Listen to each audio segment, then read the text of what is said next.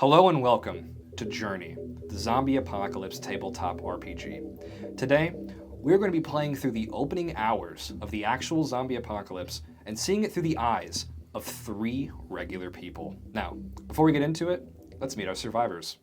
Hi, I'm Chet Romer. I am a marathon runner, and I'm kind of stuck in this dead-end office job paying child support to my bitch of an ex-wife. Okay. I am Dave Danners. I'm a hunting enthusiast, and I love my job, and I love my wife. Very nice. Good contrast. My name is Paulie Slacks. I am a mid-30s construction worker who had to go to an office because my back went out. Very nice. All right, guys. So, now that we've met our poor doomed souls, let's go ahead and get stuck in. The year is 1999. Our story takes place in the hot, sticky air of Miami Beach. Cool cars, hot babes, tons of fun in the sun, all of which you're having absolutely none of. It's the first Monday of the month, which, you know what that means? Mandatory overtime day. And you are no exception. You wake up, splitting headache, rolling out of bed with a grunt, your old trusty glass of water and handful of headache pills on the bedside table, the TV blaring news reports that you left on since last night, talking about a rise in homeless attacks and a meteor shower. Ugh, can't be bothered. You switch that off, take your headache pills, glass of water, get dressed in your button-up shirt and your big tie, and you jump on the bus to make it in time to the office. People on the bus around you chatter about recent events, and you cannot be bothered to listen to yet another bus debate, so you just tune them out, staring out the window. And as you get closer to the office, driving to very, very downtown Miami, tall skyscrapers, buildings all over, you're stopped on the highway, and the bus comes to a very slow stop, and ahead of you, you can see some kind of police standoff. Police cruisers making a half circle in the middle of the highway. Cops lined up behind, weapons drawn, and you can see a homeless man that they're all aiming at. They're calling out commands, telling him to stop and to stop moving and to freeze, and the guy just keeps coming. One of the cops pulls out a taser, shoots him with it, and the prongs hit him directly in the heart. And he's sitting there pulling the trigger, giving it the juice, giving it all she's got. And the homeless man grabs him, takes him to the ground, and they start wrestling. Wow, you think to yourself, these new street drugs are something else. And although that was exciting, it's barely enough to even break you out of your morning stupor. You arrive at the office, and your building is very tall, 9, 10 stories, and your particular floor is in the middle. So you pile in the elevator like a pack of sardines, and somebody stinks, another person coughs, and it's just shuffling around, just uncomfortableness. And finally, you reach your destination, and the middle floor, and the boss is there to greet you.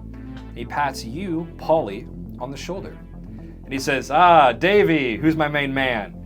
Listen, so profits are down this quarter. I was wondering if you had any family members that you could call and try to close an easy sale. Maybe like a grandma, sick uncle or anything like that. I just had one of my buddies in accounting get one, and trust me, his mom, that old bird, couldn't say no. Anyway, I know you got this. I'll talk to you later. And he gives you like a little bit too hard of a pat on the shoulder and pushes you kind of towards your desk. And annoyed with this already, you guys sit at your desk and you start to get kind of buried in your work, really just trying to forget about the day and just get through yet another shift. But eventually, something breaks you out of your stupor. Bam, an explosion, and it rocks the entire building, shaking beneath your feet, and people start to run over to the windows, crowd out the windows looking down to the streets below, and a woman screams. You guys walk up to the windows as well. Looking straight down on the street below, you see a scene of absolute chaos. Cars, bumper to bumper, as far as you can see up the street. People are driving up on the sidewalk, attempting to get around the traffic jam, blocking traffic, driving into alleyways, wedging their cars in really horrible positions, and there's people running around everywhere. Beneath you, in front of the office building, 2 men wrestle, punching each other in the head as hard as they can. And because of this, the amount of stress just to even look out the window and see this absolute hell landscape unfolding, you guys are going to lose 1 sanity. So in Journey, the characters have a sanity bar that they have to maintain. And if it goes down to 0, really bad things happen. And because these guys are dealing with the general stress of the average American office worker, we have them set at the middle. So they've already lost one. And now the office is ablaze with questions. Somebody runs towards the phone on the wall. They pull the phone off the wall, the corded phone. They try to dial 911. Do, do, do. Line's busy. Do, do, do. Line's busy. They try to call their wife. Line's busy. The phones are not working. Somebody turns on a radio, and the radio broadcast has 3 or 4 different voices talking over each other in some kind of panic, and it's impossible to tell what's going on. And the boss, big pot-belly guy, bald head, his buttons barely holding it together in his big stomach. He comes out waving a baseball bat around, and he says, people, relax. Listen, I would have went pro if I didn't hurt my knee in high school. We're gonna be okay, but we need to find out what's going on. So how about this? We're gonna grab a cup, take some straws from the break room, and we're gonna cut 3 of them. And we'll pull, and whoever pulls the short straws, they'll head down to the first floor, talk to the security guard, and find out what's going on. Okay? The most fair thing we can do. And that's what happens. Somebody from accounting goes by, cuts the straws, they put them in the cup, mix them around, everyone takes a straw. And guess which 3 people pull the short straws? Yep, that's right. Chet, Dave, and Paulie. You 3 pull the short straws. And it's your guys' job to go down to the first floor and find out what the hell is going on. And that's exactly what you do. So go ahead and put your pieces here in the elevator. You press the button, and on the elevator panel, you can see the numbers slowly dinging down. Ding, ding, ding, ding. The doors open.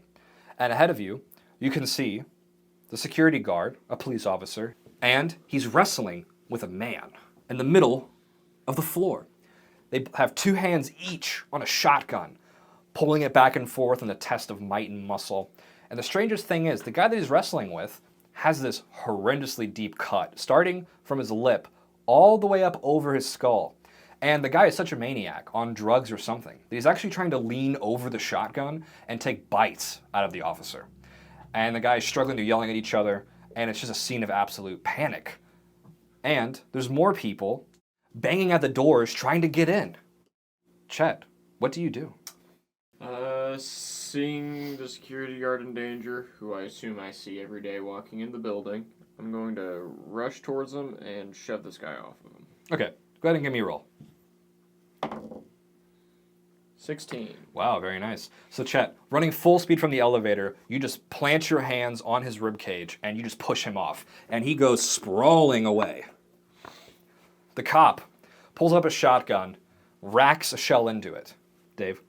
I come up behind Chet and just kind of assess the situation. Okay, give me a perception check. 7. I'll say that passes for an easy check on the area difficulty. So, the man that the cop was wrestling with, you saw the horrendous facial cut, laceration even. And another thing that you get an eye on, now that you're looking at him, is that he has 2 clear bullet holes, one in his heart and one in his lungs. And he's still coming. Paulie? I'm going to also come behind them because I do not have anything. So I will stand right there. Sure. The police officer, since he's racked the shotgun, he raises it up to chest level, and your heart drops at the idea that you're about to watch a man just get blasted with this shotgun. The police officer fires. Boom, 18. Shreds his head with the blast of the 12 gauge, the buckshot going clear through his skull and making a mess in the lobby. And the body falls down to the ground. And the police officer turns to you, and you only kind of saw like the left side of his face. He turns to the right, and you can just see bite marks all over his face, his neck. He's got cuts and bruises and scratches all over him. And he nods and he says, "Thank you, I appreciate that." And then, immediately, holds his stomach, doubles over, and just projectile vomits blood all over the ground. He falls over to the ground and starts seizing. Blood coming out of his eyes, dripping out of his mouth. And he is just a mess. What do you do? Try and see if he's okay, and further assess try and figure out what's going on to him. Yeah. 7. Yeah, he's totally unresponsive. He's convulsing and seizing, and blood is coming out of his eyes. Okay, Dave, what do you do? I go for the shotgun. Okay, yeah. You pick up the shotgun. It's an R870. It's going to be just missing one shell, but besides that, it's full. You pick up the shotgun, weighing it in your hands. Feels good. Paulie. I'm gonna perception check to see if the police officer has any other weapons on him from on the outside of his suit. Sure. I got an 11. Yeah, he does. He actually has a police issue pistol. Do you grab it off of him? Sure. Okay. You pull the pistol from his holster, and you hold it in your hand. You take the magazine out. It's 15 rounds. And he stops convulsing, freezing. And you look at him for a second, as if, did he just die right in front of us? And you guys lose his sanity from seeing him shotgun somebody, plus seeing him just die. But then, laying down, completely flat on his back, he just sits straight up. And he stands back up, and he's coming right at you. Arms raised, reaching directly for your eyeballs and your throat. He attacks you like a crazy person. And Dave, with the shotgun, what do you do? I just react and I shoot him. Okay. 12 plus 3, 15. It's self-defense. And Dave screams this and fires the shotgun, hitting him directly center chest, which would easily kill any man. He blasts backwards, and you put, you shredded his chest, broke his back, and he slides across the floor, leaving this 3-foot wide blood smear. And he's laying, spine broken. He reaches out and tries to grab and bite at you, and his teeth gnashing like a wild animal. And you rack the shotgun, and you're staring in disbelief. He's still alive. And before you can react, the front doors, the glass, starts to break. And more people are piling up on the glass, trying to force the doors open and break in. You're running out of time. What do you do? We need to get out of here, boys. It's probably time to run. Yeah. We figured out what's going on, and it's not good. Yeah, absolutely. It's anything but good. So, how do you escape?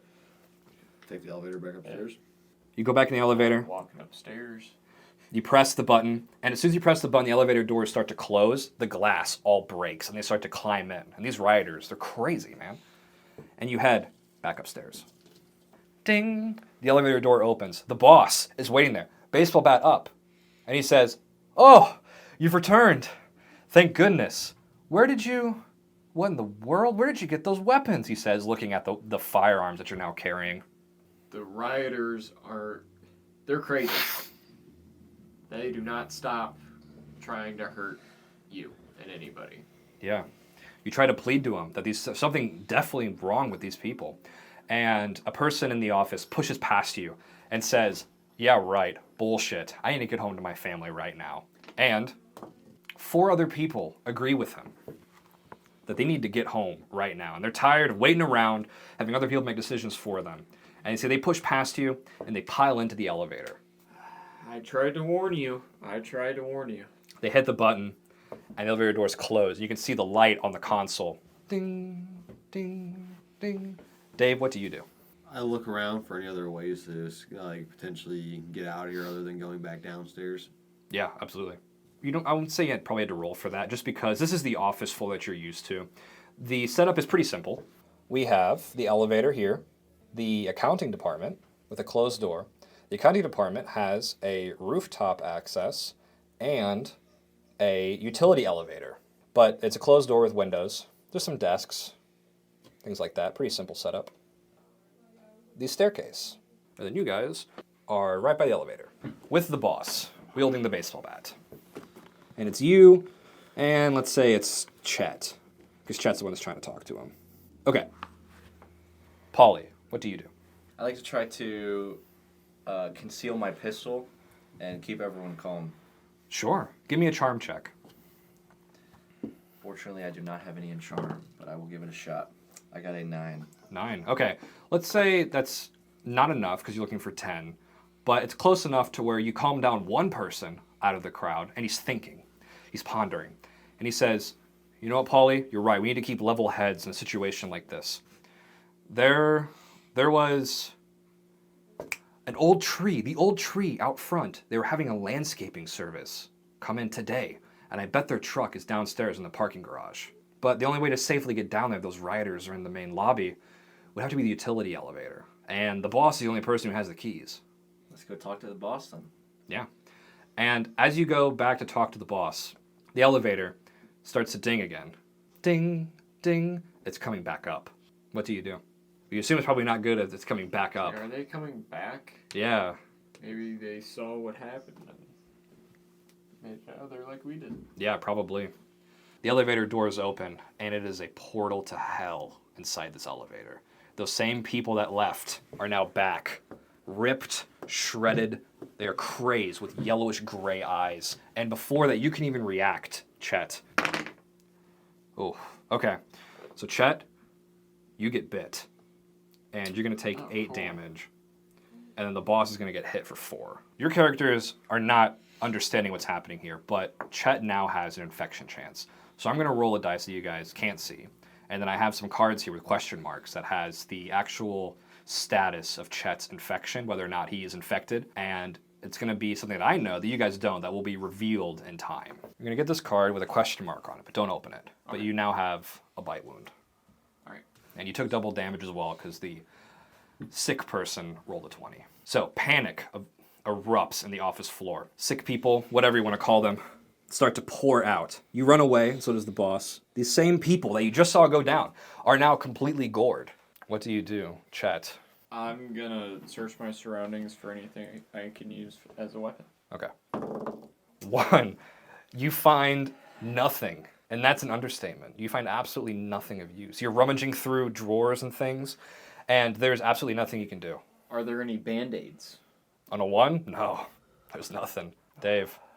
Hey, you better put that shotgun to good use, boy. Yeah, I aim forward and I just shoot the first 2 in line. Okay. Yeah, so you have 2 actions. First shot. 12 plus 3 is 15. Wow. Yeah, okay. And then I shoot the one in the middle. Okay. 17 plus 3 is 20. Wow, you're on fire. All right, Paulie. I will unconceal my pistol and shoot at this zombie right on the end here. Okay. First shot, 11. Wow. And how much damage does your pistol do? My pistol does 5 damage. Okay, that's just enough to kill a standard walker. And then I will also look to my left and shoot the red tux walker for a 19. Jeez, okay. You guys are tearing it up. Nicely done. The boss has a turn. And he's going to approach and try to hit. Oh, misses. So now it's the rioter, sick person's turn. And it's going to stay in place and just attack twice. Okay, that's 1 bite and 1 miss. So now we will roll again. Okay. So the boss squeals like a child, and the undead just pulls these long strings of flesh directly off his arm. And he runs away and locks himself in the bathroom, leaving you to deal with this last crazy person, Chet. I'm gonna try and shove him down the stairs. Okay, go ahead and give me, we'll consider this brawling, which is fighting without a melee weapon, just using your fists, legs, stuff like that. So go ahead and give me a toughness check. 12. Okay. Nice. So yeah, Chet, you're a really fit guy. You're super fit. And you run up to this rider, you grab him by the suit, and you just shove him down the stairs, and he just does this running somersault down 2 or 3 flights of stairs, breaks his neck halfway down, and is stopped with his legs in the air like this on the bottom of the staircase. And you just take the door, close it, and push up a chair. And there's now bodies laying on the office floor. People are crying and screaming and panicking, but no one's taking the elevator. They've learned that one. And now the office floor is looking to you on what to do. They owe you their lives. You just saved their life with that. And they're trying to figure out what the next step should be. So guys, what should we do? These aren't rioters. These are psychotic, sick people. And some would say they're already dead. I did hear the rumor about the car in the garage. We could do that, yeah. The landscaping vehicle. But we also have to worry about all the office workers as well. Yeah. Do we? Nah, let's just go to the landscaping truck. Well, the only problem is, you remember the rumor, right? You could take the utility elevator and accounting down to the truck, but you need the boss's keys. Where did the boss go? He's hiding in the bathroom. Where's the bathroom? Right there? Yeah, in the corner. Right here. All right, I'd like to move to the bathroom. Okay. Paulie, you walk up to the men's restroom. You give it a nice gentle knock, and you say, "Boss, you in there?" And you just hear just vomit hitting the toilet. Super gross. I'm going to try to use my toughness and open the door forcefully through the knob. Sure. Give me a toughness check. I have +3 in toughness. Yeah, you're a tough guy. A 1. Okay, not that tough apparently. You give the door a very solid kick, and the door completely resists the urge of your knee, and you take 1 damage because you just take that force directly back into your kneecap and you fall over. Turns out they invested in some pretty good bolts, specifically for the bathroom door. Shoot at you. I will shoot the door now. Okay. Yeah, the situation is escalated. You pull your handgun, aim towards the doorknob. I'll make this an easy check. An 8. Yeah, and yeah, that's just enough. Bam! You just shoot the knob off, and the door can now just be pushed open. You open the door. The boss is in there. He's standing up and looking right at you. He's got blood dripping from his lips. The baseball bat put on the ground in between you two. And he's just staring at you like he's never stared at you before. Not anger, not even like romance, just blank, empty. Almost looking through you rather than at you. May I please have the keys? And you see he reaches out and he grabs your hand and tries to pull you into the bathroom. And he growls like an animal, tries to bite you. And he completely misses to the point where, if you wanted to, you could actually counter him attacking you. So he rolled a 1, and if you roll a critical fail when attacking in melee, the person you're attacking has a chance to get a counter on you. So you'd have to roll. You don't have a melee weapon. The baseball bat's at your feet, unfortunately. So I have a right hook. You do have, okay, so you have an ability. You have a trait, Paulie, called right hook, meaning that you can dish a nasty right hook. Do you want to try to use this and counter him? I would like to counter him with a right hook to the chin. Okay, so give me a roll. I will also have +3 to this roll. Because you're a tough guy. A 17. Oh, okay, Paulie, you channel the energy of every bad shift, every mandatory overtime Saturday. In fact, if this guy wasn't sick, he had it coming. And you punch this guy with the most perfect MMA backboxing right hook you've ever had in your life. And you knock teeth in different directions, and his head knocks all the way back so hard that the back of his head nails the wall and just cracks, and he just falls flat on his face. And just like that, he is done. And your knuckles, right, dripping with blood, but oh, you flex, you feel the power rush through your body. That was awesome. So what do you do now? Can I see the keys on him? Yeah, absolutely. I can take the keys. You take the keys, and he also has his baseball bat. I think I'm more suitable for the baseball bat, so I will give my friend Chet here the pistol with 13 rounds, and I will equip the baseball bat. Okay, you guys all have weapons now, but what is the next step here? More weapons? A way out? Either way, you now have the keys to the utility elevator. I kind of want to get into that room, so I'm going to toughness check, kick down the door. Yeah. So, Paulie, you approach the door, and you can see that the accounting person's in there, and they've barricaded. They've put all the furniture in front of the door and made it to where you can't kick it down. Including the computers. They've piled everything. And the person on their side, through the glass, they're shouting, "You're sick! You're sick! We're not letting you in!" Do I know this guy's name? Yeah. What's his name? Peter. Peter? Peter, come on, let us in. It's not you against us. It's all of us against everybody outside. Come on, man, let us in. Chet, come on, man. We always talk about movies at the water fountain, but I can't let you in, man. You're sick. You've been exposed to those things. Nah, no, I'm fine. I feel great. Okay, so you're gonna try to charm him. Yeah. Okay. 8. 8, and you know what? You have a relationship with this guy. I want to say it's an easy check. Just because this guy knows you, and you wouldn't lie to this guy. You talk about movies and stuff all the time. You're basically blood brothers at the water cooler. And you see that he makes eye contact with you, and he nods, and he goes, "Marie, these people, they're not sick. We have to let them in." And you see that they start to unpile furniture from the pile. And eventually, a couple minutes pass, and they move all the furniture away, and they unlock the door and allow you to come in. I'm going to hide my bite wound. Yeah. True, yeah, you were just lying to your water cooler friend. Yeah. Yep. Yeah, you cover up the bite wound, and you walk, and everyone in county is looking at you like you guys are from Mars, right? You're carrying these weapons, you've killed people, presumably people, right in front of them. And Paulie, you just produce the key. You put it in, and it works.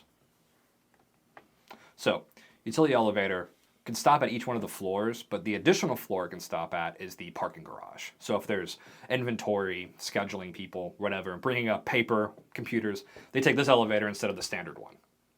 So you have the option of any floor or the parking garage. What do you do? Let's go down to the parking garage.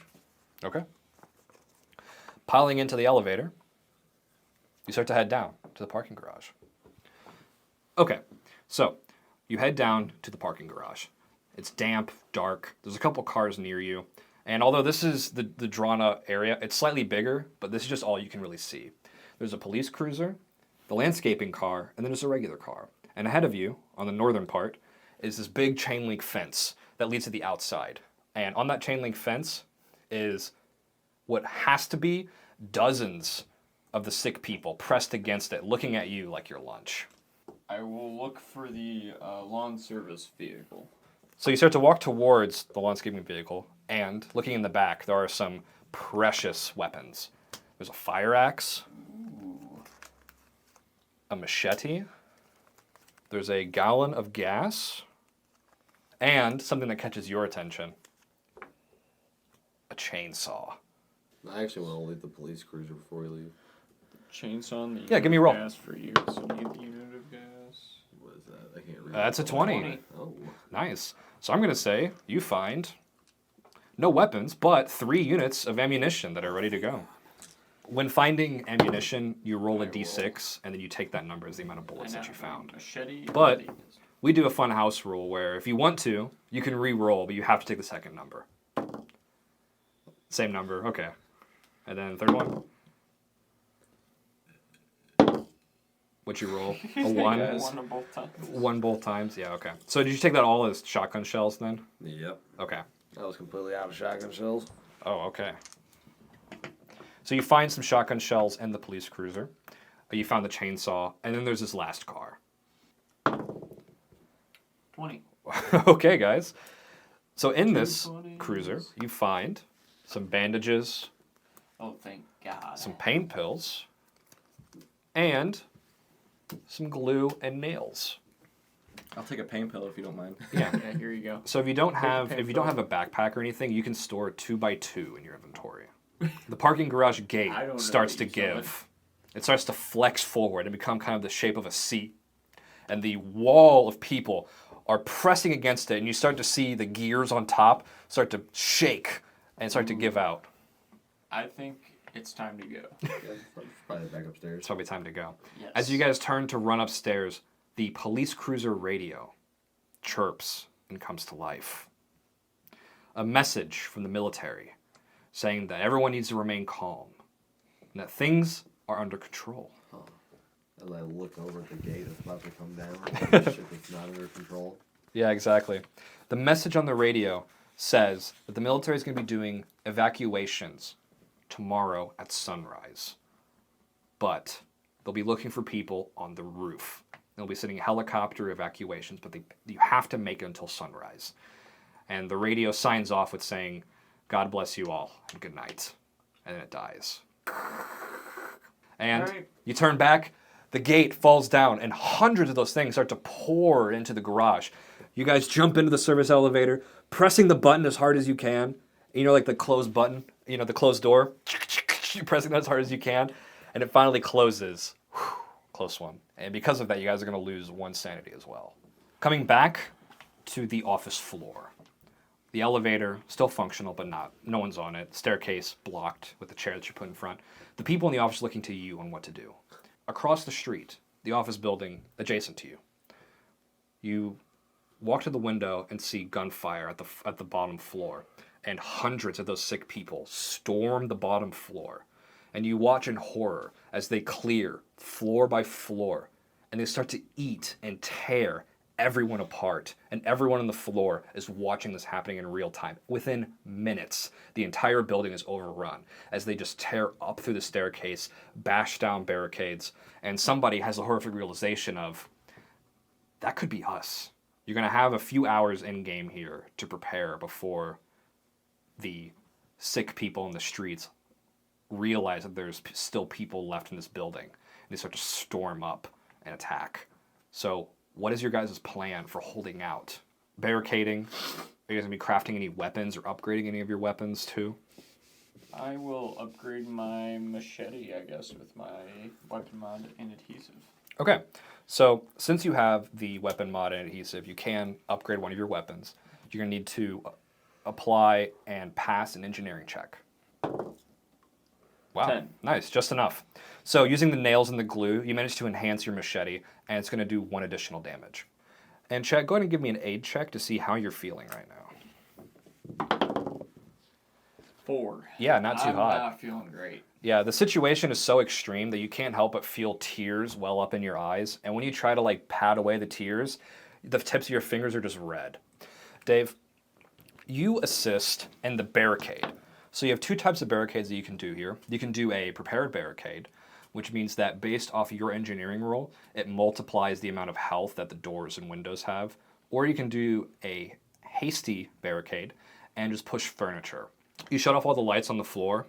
You for sure have at least a couple hours before they eventually smell you out and find you. Okay. Hours pass, hiding in the dark. Crouched away from the windows, you see the city burn bright as fireworks at night, as flames consume entire buildings. At one point, a helicopter stops on the roof of a building, and people, so many people holding on to it, it spins out of control and crashes into another, bringing tons of it to concrete to fall down onto the ground below and hit people that have absolutely no reaction to getting smacked by giant slabs of concrete and just continue to walk and shamble around. Isolated in this building. People, the panicking has resided, and instead exhaustion takes hold. It's dark. The only light being had is from flames of different buildings dancing through the windows and coating everything in a nice light orange. No words from your families, ex-wives, nothing. Complete silence. And the city now burns bright with fire, gunshots, and screaming even now, late into the night. You check the wall clock. 30 minutes until sunrise. But the floors beneath you, you start to hear commotion, screams, gnashing, bones breaking, the sounds of like fresh celery being snapped, just the floor underneath you. They're coming. And you are out of time.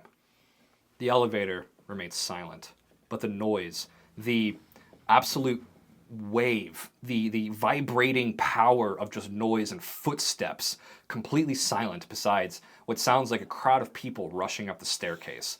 They hit it with an unbelievable amount of force. The door gets hit so hard that if it wasn't barricaded, they would have just blown straight through immediately.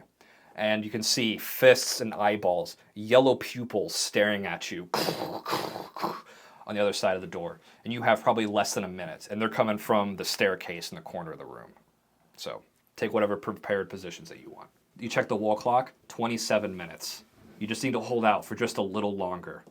And you know that if they fight you out of this room, through accounting up the staircase, you're stuck on the roof with nowhere to go.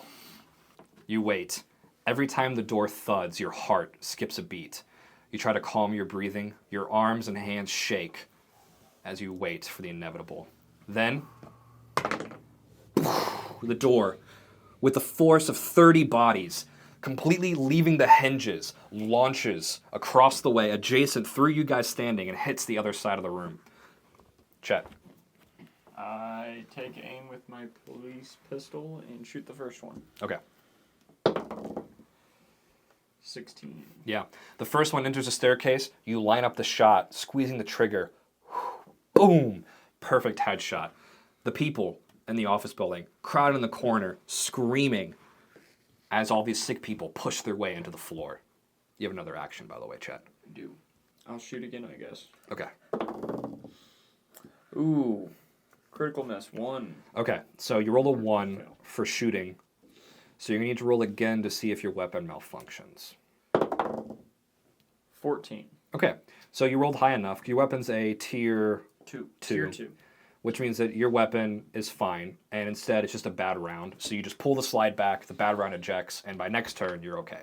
If you rolled lower, there's a chance your weapon would jam, or even if you roll double 1s, the weapon would shatter and break and be completely unusable. Dave. 5 plus 3 is 8. Okay. Dave, you're letting the shotgun talk as they enter the top room, and you blast one in the chest, and he just flies down the staircase. You don't kill him, he'll be back later. But you did manage, just with the force of the shotgun, send him over the railing. He just falls down the center of the stairs. I'm going to start my chainsaw. Yeah. You pull the cord, the chainsaw comes to, and you feel the power of the engine and the blades. And you feel pretty capable right now. Yes, and then for my second action, I'm going to pop these pain pills. Okay. Yeah. Good idea. They start to overwhelm the staircase, pouring into the room. I am going to back up a little bit and shoot at one of them. Okay. And I missed. I rolled a 5. I just started blasting. 10 plus 3 is 13. All right, Dave, that's a good hit. 13 plus 3 is 16. So you correct your previous shooting, and you blast the shotgun twice, which now I believe you're out of ammo, correct? Yeah.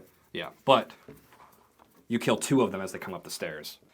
Paulie, so you have a special weapon, a tier 3, which is the elite level of weaponry. And your chainsaw has a special trait called chainsaw. And chainsaw means that your weapon automatically hits and kills anything in the square. And using the power of the chainsaw, you cut your right in the shoulder, and splashing you with blood and gore and guts, you chainsaw him completely in half. While you're waiting for the teeth of the chainsaw to tear through, more of them pour up the stairs at you. Walkers have an ability where if there's more than 2, so if there's 3 or more, they have the option to drag you down and attack you. So it's the idea of alone, they're not much of an issue, but if you get more than a couple touching you, it can get really bad. They can overwhelm you. And they're going to attempt to do this to Paulie. 18, yeah. So when they pull Paulie down, he's stunned for 1 turn, plus they get each 1 free hit on him. So you're stunned for 1 turn, Paulie. And then they get 4, 8, 12 damage. Each one of them hit. So that's 12 damage on you, Paulie. I do have painkiller, so one of those will go to 2. Yeah, so you took the pain pills, which gives you the temporary trait of painkiller, meaning that your next time you get hit, you take half damage. But that only applies for the next hit. Chet. I am going to toss Dave my pistol since he's out of ammo. Yeah, I'll still hand it to Dave. He's better with it than I am. So I'll toss him my police-issued pistol, and I will hold my ground back here with my machete.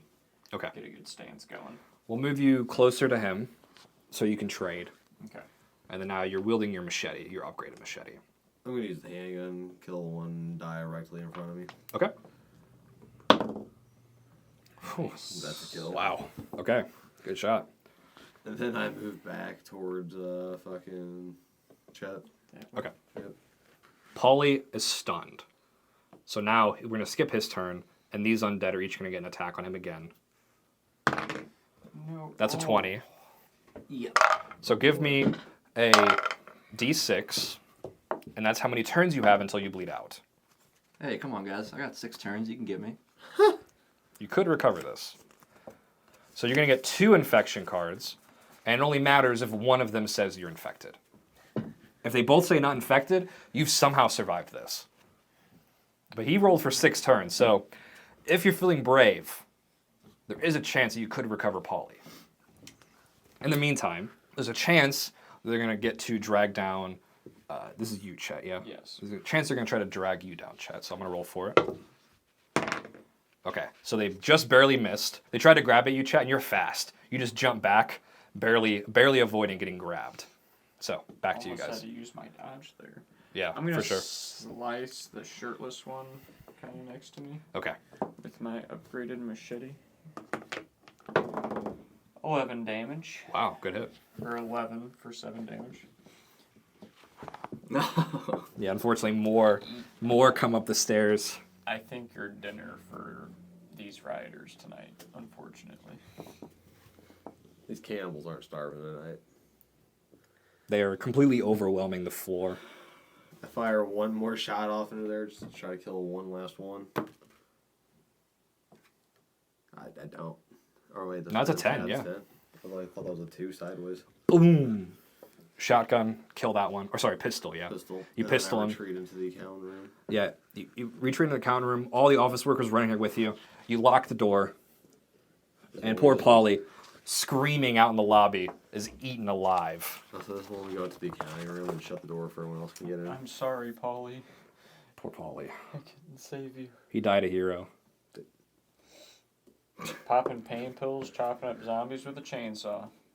Only got one. That's okay, that was a cool kill. Okay, they're piled up. They're piled up against the windows and doors. They're attacking. Quality over quantity. Chet, what do? You check the wall clock. 11 minutes. 11 minutes. So I'm gonna keep just reinforcing the windows and the doors here, and just keep trying to keep them out of this room for as long as we can. Okay. I Dave. reload my 12 gauge. Okay. And for your second action? Help with reinforcing. Yeah. So you guys are just desperately trying to reinforce, but they're just doing all this damage. Yeah, they're just doing all this damage to it. They're tearing through stuff. They're breaking the windows, forcing their way through.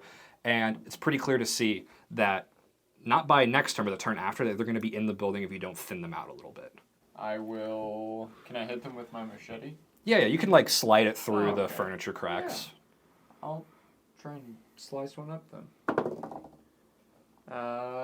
That would be an 11. Just enough. 7 damage. I'm gonna slice one more up.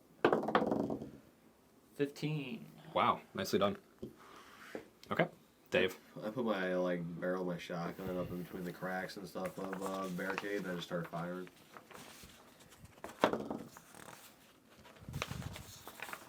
Five plus 3 is 8.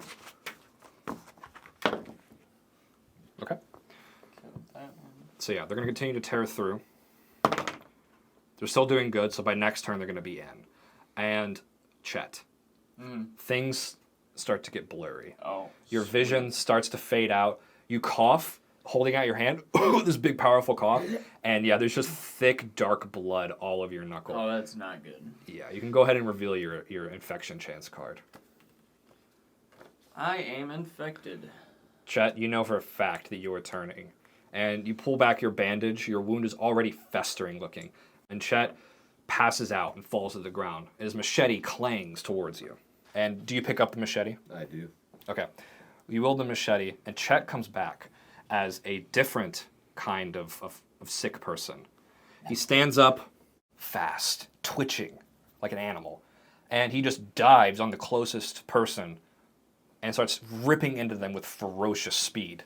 At the same time, the south side of the accounting room breaks in, and they start pouring in. Dave, the sound of helicopter rotors above you. I start going upstairs.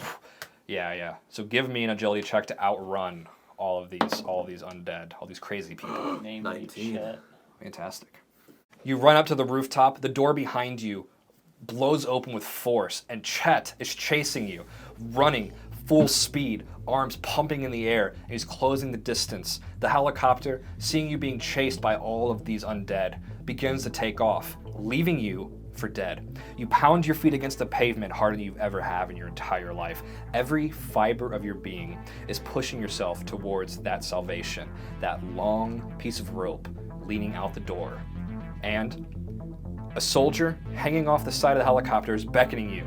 He's giving you this to run. You keep your huffing, trying to close the distance, and the helicopter is now off the roof. The rope out in the open, hanging free above the city. Give me an agility check to jump. What was it? 15. Whoa, okay, very nice, because that was a hard roll. So, you feel the presence of Chet at your heels, his fingertips reaching out towards you. You plant your foot at the edge of the building, and you leap.